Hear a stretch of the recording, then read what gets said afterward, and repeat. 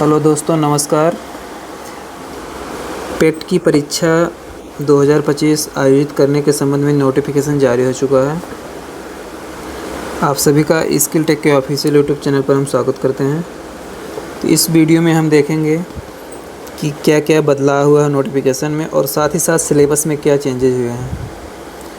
तो आइए वीडियो को स्टार्ट करते हैं। तो इसमें देखेंगे जो 2 तारीख आज है, आज ही यह नोटिफिकेशन आया है। और जो 14/5/2025 से पंजीकरण ऑनलाइन आवेदन शुल्क जमा करने की तिथि प्रारंभ होगी। 17/6/2025 से पंजीकरण शुल्क जमा करने ऑनलाइन आवेदन सबमिट करने की अंतिम तिथि होगी। और साथ ही साथ यहाँ पर 24/6/2025 का जो डेट दिया गया है, इसमें शुल्क समायोजन एवं आवेदन में संशोधन की अंतिम तिथि दिया गया है। तो पेट में जो जो बदलाव हुए हैं उसको देख लेते हैं। विशेष कथन यहाँ दिया गया है।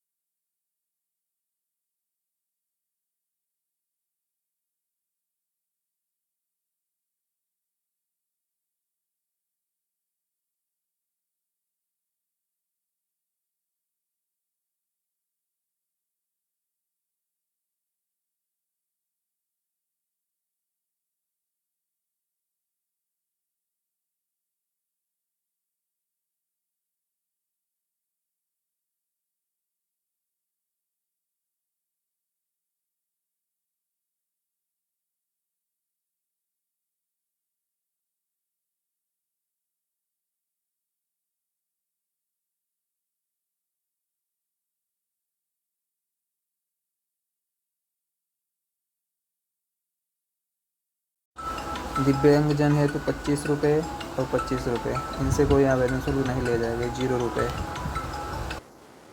तो दिव्यांगजन से यहाँ पर 1 भी रुपया नहीं लिया जाएगा आवेदन शुल्क में, परंतु प्रोसेसिंग शुल्क लिया जाएगा दिव्यांगजन से भी।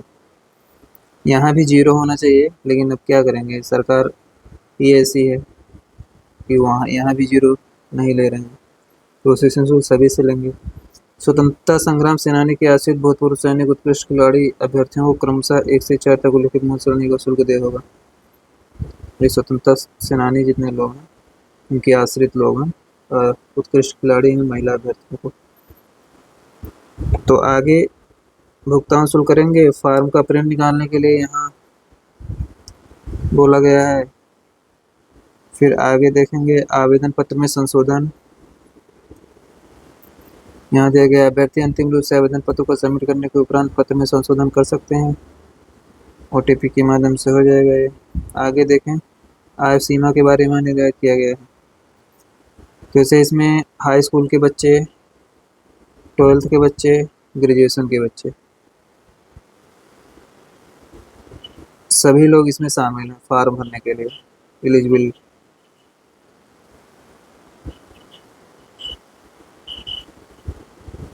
पंद्रह वर्ष से की छूट अनुमान्य होगी।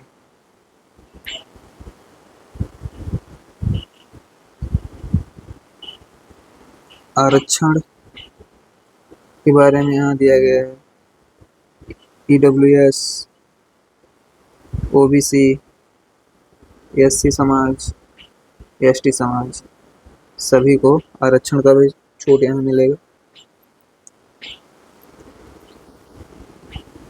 निम्नलिखित संबंधित नोट परीक्षा कार्यक्रम यथासंभव सूचित किया जाएगा। अभी डेट नहीं है परीक्षा का। स्कोर की वैधता, ये बहुत इम्पोर्टेंट है, यहाँ पर स्कोर की वैधता कितने दिन होगी, ये यहाँ इम्पोर्टेंट चीज़ लिखा गया है।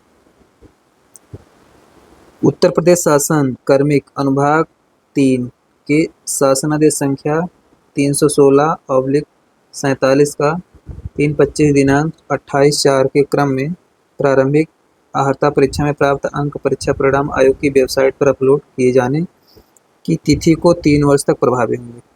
अब 3 साल तक ये वैलिड रहेगा, एक बार पास करिए 3 साल तक वैलिड रहेगा।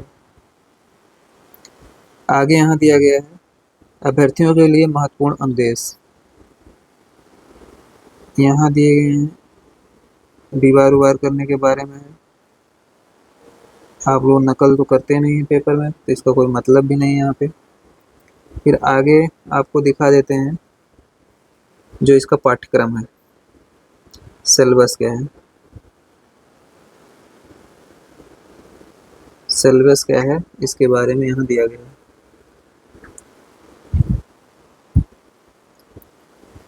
भारतीय इतिहास इसमें आएगा, 5 क्वेश्चन आएगा। पहले देख लेते हैं कितना इसका वेटेज है। फिर इसके बाद यहाँ भारतीय राष्ट्रीय आंदोलन से 5 क्वेश्चन पूछा जाएगा। फिर यहाँ 3 नंबर पे भूगोल दिया है, ज्योग्राफी, यहाँ से 5 क्वेश्चन आएगा आपके पेपर में।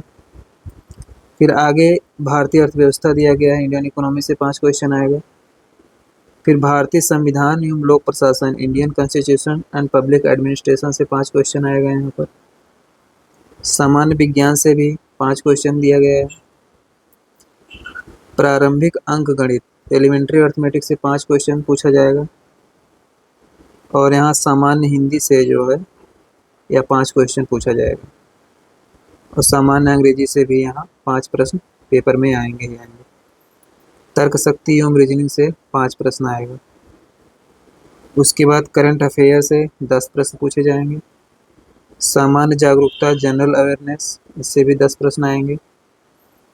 इसको तो हम शामिल कर लेंगे जीके जीएस में, या जीएस में ही इसको शामिल कर लीजिए आप, क्योंकि वहाँ आप सब इसको पढ़ते हैं। भारत के पड़ोसी देश, देश राजधानी मुद्रा, भारत राज्य केंद्र शासित प्रदेश, भारतीय संसद, राज्यसभा, लोकसभा, विधानसभा, विधान परिषद, राष्ट्रीय अंतर्राष्ट्रीय दिवस, विश्व संगठन, विश्व मुख्यालय, भारतीय पर्यटन स्थल, भारतीय कला एवं संस्कृति, भारत एवं विश्व के खेल, भारतीय अनुसंधान संगठन, प्रसिद्ध पुस्तकें और लेखक, पुरस्कार एवं विजेता, जलवायु परिवर्तन एवं पर्यावरण, ये सब आपका वहाँ कवर हो जाएगा।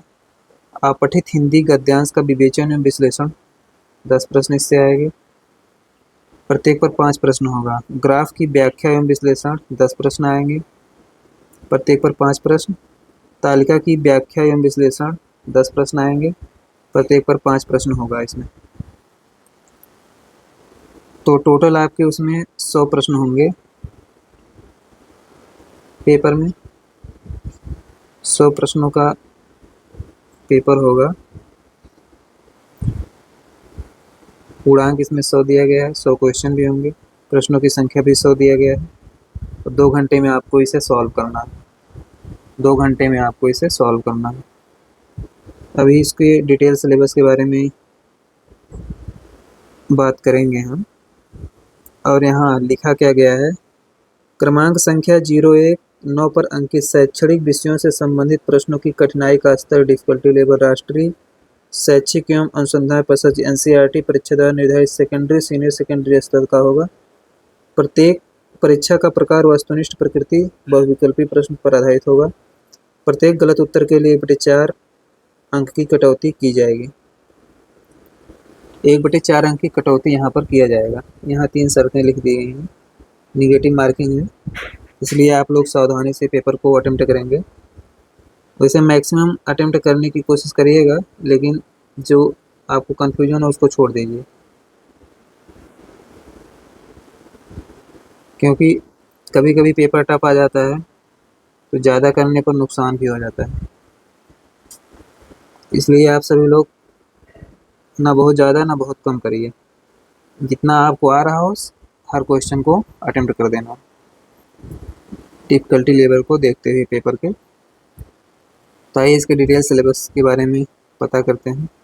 जैसे यहाँ पहले 5 अंक का जो हिस्ट्री आएगा उसमें सिंधु घाटी की सभ्यता पूछा जाएगा, वैदिक संस्कृति पूछी जाएगी, बौद्ध धर्म, गौतम बुद्ध, जीवन की शिक्षाएं पूछी जाएंगी, जैन धर्म से प्रश्न होंगी, महावीर जीवनी एवं शिक्षाएं उनसे होगी, मौर्य वंश से प्रश्न होगा, सम्राट अशोक, गुप्त वंश से प्रश्न होगा, समुद्रगुप्त, चंद्रगुप्त द्वितीय से प्रश्न होगा, हर्षवर्धन से प्रश्न होगा, राजपूत काल से प्रश्न होगा, सल्तनत काल से प्रश्न होगा, मुगल साम्राज्य से प्रश्न होगा, मराठा साम्राज्य से प्रश्न होगा, ब्रिटिश राज्य का अभ्युदय एवं प्रथम स्वतंत्रता संग्राम से प्रश्न होगा, ब्रिटिश राज का सामाजिक आर्थिक प्रभाव भी होगा इसमें। फिर आगे देखेंगे भारतीय राष्ट्रीय आंदोलन में जो टॉपिक्स दिए गए हैं, स्वाधीनता आंदोलन के प्रारंभिक वर्ष, स्वदेशी तथा सविनय अवज्ञा आंदोलन, महात्मा गांधी तथा अन्य नेताओं की भूमिका, क्रांतिकारी आंदोलन तथा उग्र राष्ट्रवाद का उदय, विधायी संशोधन तथा ब्रिटिश इंडिया एक्ट 1935, भारत छोड़ो आंदोलन, आज़ाद हिंद फौज तथा नेताजी सुभाष चंद्र बोस। इन सब टॉपिक को आपको अच्छे से स्टडी करना है और पॉलिश फॉर्म में याद करके रखना भी है, क्योंकि यहाँ से प्रश्न आएगा ही आएगा जो टॉपिक्स दिए गए हैं। भूगोल में भारत एवं विश्व का भौतिक भूगोल प्रश्न आएगा, नदियों तथा नदी घाटियों से प्रश्न आएगा, भूजल संसाधन से आएगा, पर्वत पहाड़ियाँ हिमनद से आएगा, मरुस्थल और शुष्क क्षेत्रों से आएगा, वन से आएगा, खनिज संसाधन विशेषकर भारत में इससे प्रश्न आएगा, भारत एवं विश्व की राजनीतिक भूगोल से प्रश्न आएगा, जलवायु तथा मौसम से प्रश्न आएगा, टाइम जोन से प्रश्न आएगा, जनसांख्यिकी परिवर्तन तथा प्रवास से प्रश्न आएगा। फिर यहाँ अर्थव्यवस्था में जो टॉपिक्स दिए गए हैं, पहला टॉपिक यहाँ दिया है भारतीय अर्थव्यवस्था 1947 से 1991 तक, योजना आयोग तथा पंचवर्षीय योजनाएं। इसमें दिया गया है मिश्रित अर्थव्यवस्था का विकास, निजी सार्वजनिक क्षेत्र, हरित क्रांति से प्रश्न पूछा जाएगा, दुग्ध विकास तथा ऑपरेशन फ्लड टॉपिक दिया गया है, बैंकों का राष्ट्रीयकरण तथा सुधार टॉपिक दिया गया है, वर्ष 1991 के आर्थिक सुधार तथा उसके बाद की अर्थव्यवस्था टॉपिक दिया गया है, वर्ष 2014 के पश्चात के आर्थिक सुधार दिया गया है, कृषि सुधार, ढांचागत सुधार, श्रम सुधार, आर्थिक सुधार, जीएसटी, यहाँ से प्रश्न आएगा। अब भारतीय संविधान एवं लोक प्रशासन में जो टॉपिक्स दिए गए हैं, इसमें दिए गए भारतीय संविधान, इसमें भी डिवाइड कर दिया गया है। भारतीय संविधान के मुख्य विशेषताओं से प्रश्न आएगा, राज्य के नीति निर्देशक सिद्धांत से प्रश्न आएगा, मौलिक अधिकार एवं कर्तव्य से प्रश्न आएगा, संसदीय प्रणाली से प्रश्न आएगा, संघीय प्रणाली, संघ एवं केंद्र शासित प्रदेश केंद्र राज्य संबंध से प्रश्न आएगा, न्यायिक ढांचा, सर्वोच्च न्यायालय, उच्च न्यायालय से प्रश्न आएगा, जिला प्रशासन से प्रश्न आएगा, स्थानीय निकाय पंचायती राज संस्थाओं से भी प्रश्न आएगा। सामान्य विज्ञान में प्रारंभिक भौतिक विज्ञान लिख दिए हैं, प्रारंभिक रसायन विज्ञान लिख दिए हैं, प्रारंभिक जीव विज्ञान लिख दिए हैं। पूरा कंप्लीट पढ़वाएंगे और 5 क्वेश्चन सिर्फ इससे आएगा। देख रहे हैं कितना टफ सिलेबस डिजाइन किया गया है। प्रारंभिक अंकगणित, बहरहाल इसको थोड़ा बहुत पढ़ेंगे, 5 ही क्वेश्चन आना है, जितना हो सकेगा। आपको आर्ट के सेक्शंस पर ज़्यादा ध्यान देना और मैथ और रीजनिंग पे ध्यान देना और हिंदी पर ध्यान देना। साइंस का रोल इसमें ज़्यादा है नहीं। अंकगणित में पूर्ण संख्या, भिन्न दशमलव, प्रतिशतता आएगा, साधारण अंकगणितीय समीकरण आएगा, वर्ग एवं वर्गमूल आएगा, घात घातांक से प्रश्न आएंगे, औसत से प्रश्न आएगा और साथ ही साथ यहाँ हिंदी का जो टॉपिक दिया गया संधि पूछेंगे, विलोम शब्द, पर्यायवाची शब्द, वाक्यांशों के लिए एक शब्द, लिंग, संस्कृत भिन्नार्थक शब्द, मुहावरे, लोकोक्तियाँ, सामान्य शुद्धियाँ, लेखक और रचनाएं, गद्य एवं पद्य। अंग्रेजी में अंग्रेजी व्याकरण दिए हैं, अपठित गद्यांश पर आधारित प्रश्न पूछा जाएगा इसमें। साथ ही साथ जो यहाँ पर टॉपिक्स दिए गए हैं रीजनिंग में, इसको देख लेते हैं। बृहत एवं लघु, क्रम एवं रैंकिंग, संबंध, समूह से भिन्न अलग करना, कैलेंडर एवं घड़ी, कारण और प्रभाव, कोडिंग डिकोडिंग, संख्या तथा अक्षर, निम्नात्मक तर्क, कथन विश्लेषण एवं निर्णय।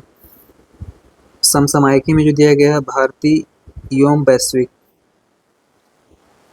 करंट अफेयर से 10 प्रश्न आएंगे, आपको करंट अफेयर पे फोकस करना है।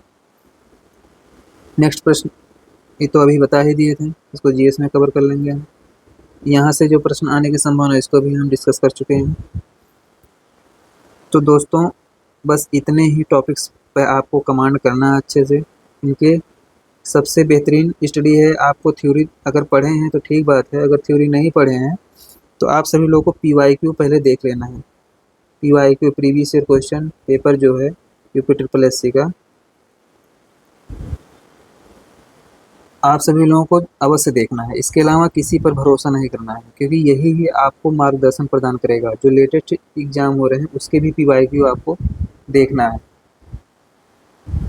उसी से आपको पता लगेगा कि कैसे प्रश्न की प्रवृत्ति क्या है और कितना हमें और पढ़ना है। तो दोस्तों आज के लिए बस इतना ही।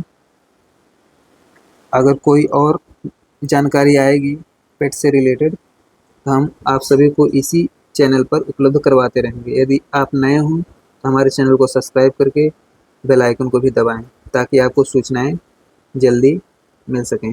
धन्यवाद।